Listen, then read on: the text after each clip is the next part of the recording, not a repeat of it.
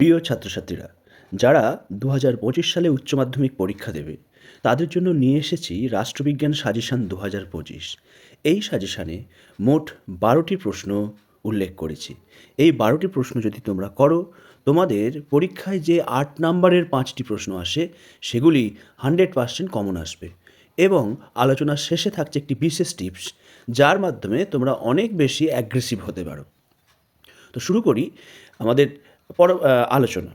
কী রয়েছে না, ৩-এর দাগের প্রশ্ন মূলত থাকে, মোট ৫টি প্রশ্ন থাকে।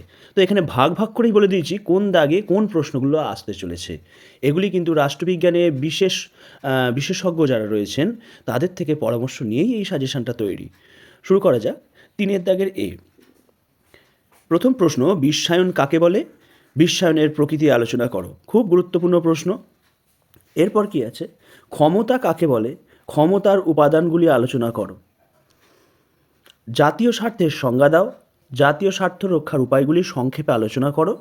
জাতীয় স্বার্থের প্রকৃতি ব্যাখ্যা করো। এই 3টে যদি প্র্যাকটিস করো, প্রথম দাগের প্রশ্ন 100% কমন। এরপরে 3-এর বি, এখানে 2টি প্রশ্ন করতে হবে, তার মধ্যে একটি কমন এবছর আসবে, কারণ বারংবার এই প্রশ্নগুলোই টেস্ট পেপারে ঘুরে ফিরে এসেছে। একটি হলো উদারনীতিবাদ কাকে বলে, এর বৈশিষ্ট্যগুলি আলোচনা করো। আর অপরটি হচ্ছে মার্ক্সবাদ যাকে বলে, রাষ্ট্র সম্পর্কিত মার্ক্সের রাষ্ট্র সম্পর্কিত তত্ত্বটি আলোচনা করো। এরপর 3-এর দাগের প্রশ্ন, 3-এর দাগেও 2টি প্রশ্ন যদি প্র্যাকটিস করো তোমরা, তাহলে কিন্তু তার মধ্যে একটি 100% কমন।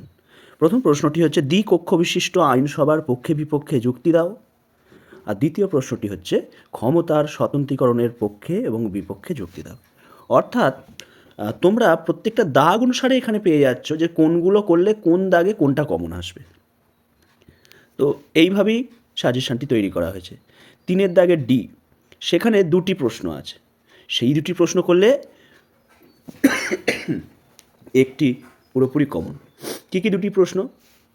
না, 2টি প্রশ্ন হচ্ছে ভারতের রাষ্ট্রপতির ক্ষমতা ও পদমর্যাদা আলোচনা করো। আর ভারতের অঙ্গরাজ্যের যে কোনো অঙ্গরাজ্যের মুখ্যমন্ত্রীর ক্ষমতা ও পদমর্যাদা আলোচনা করো। এই বছরের জন্য খুব গুরুত্বপূর্ণ প্রশ্ন এই 2টি। এই 2টির মধ্যে রাষ্ট্রপতির ক্ষমতা সর্বাধিক গুরুত্বপূর্ণ। তো এই 2টিকে যদি করো তোমরা, তাহলে 3-এর দাগের ডি এর প্রশ্ন 100% কমন হতে চলেছে। এরপর লাস্ট 3-এর দাগের ই, এখানে 3টি প্রশ্ন আলোচনা করা হয়েছে। একটি হলো সুপ্রিম কোর্টের গঠন, ক্ষমতা ও কার্যাবলী। অপরটি হচ্ছে ভারতীয় পার্লামেন্টের ক্ষমতা ও কার্যাবলী আলোচনা করো। আর লাস্ট, ভারতীয় পার্লামেন্টের আইন পাশের পদ্ধতি ব্যাখ্যা করো। এই 3টি প্রশ্ন তোমরা যদি প্র্যাকটিস করো, এর মধ্যে একটি প্রশ্ন 3-এর দাগের ইতে 100% কমন। অর্থাৎ তোমরা সব মিলিয়ে গোটা উচ্চ মাধ্যমিক পরীক্ষায় মোট 12টি অর্থাৎ 1 ডজন প্রশ্ন যদি প্র্যাকটিস করো, তাহলে তোমাদের জন্য 5টি প্রশ্ন 100% কমন। এরপর লাস্ট মুহূর্তে যেটি আমি তোমাদের টিপস দেবো বলেছিলাম, যে সকল ছাত্রছাত্রীরা একটু কম পড়াশোনা করো, যারা একটু স্বল্প মেধা সম্পন্ন, তাদের জন্য একটি বিশেষ এখানে টিপস আছে। কি না, তোমাদের জন্য মোট এখানে 6টি প্রশ্ন বলবো। কি কি 6টি প্রশ্ন? প্রথম প্রশ্ন,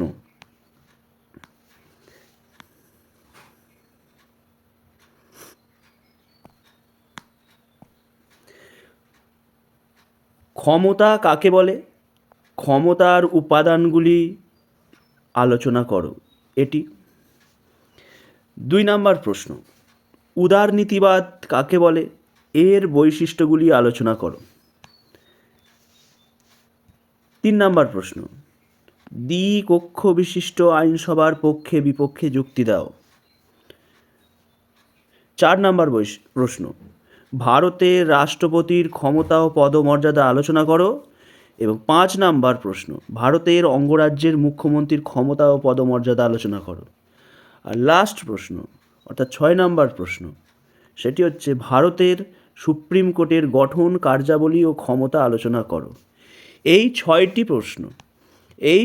প্রশ্ন যেগুলোকে ব্লু কালার দিয়ে আন্ডারলাইন করলাম, তোমরা যারা স্বল্প মেধা বা কম পড়াশোনা করো, যারা ভালো পড়াশোনা করো তারা তো শুনছই, যারা কম পড়াশোনা করো তারা জেনে রাখো, এই 6টি প্রশ্ন যদি তোমরা করে যাও 12টির পরিবর্তে, আশা করি এই জায়গা থেকে 4টি প্রশ্ন কমন আসবেই। আর কপাল যদি ভালো থাকে তাহলে 5টি প্রশ্নই এই 6টার মধ্যেই আসতে চলেছে। কিন্তু আমি বলবো মোট 12টি প্রশ্নই পড়ো। আর যারা স্বল্প মেধার, কম পড়ো, তাদেরকে বলবো এই ছটি প্রশ্ন তোমরা খুব ভালো করে করো। তোমরা এ থেকেই 4টে প্রশ্ন 100% সম্ভাবনা রয়েছে কমন পাওয়ার। সকলকে অসংখ্য ধন্যবাদ ভিডিওটি দেখার জন্য। তোমরা ভালো করে এই সাজেশন অনুসারে পড়াশোনা করতে থাকো।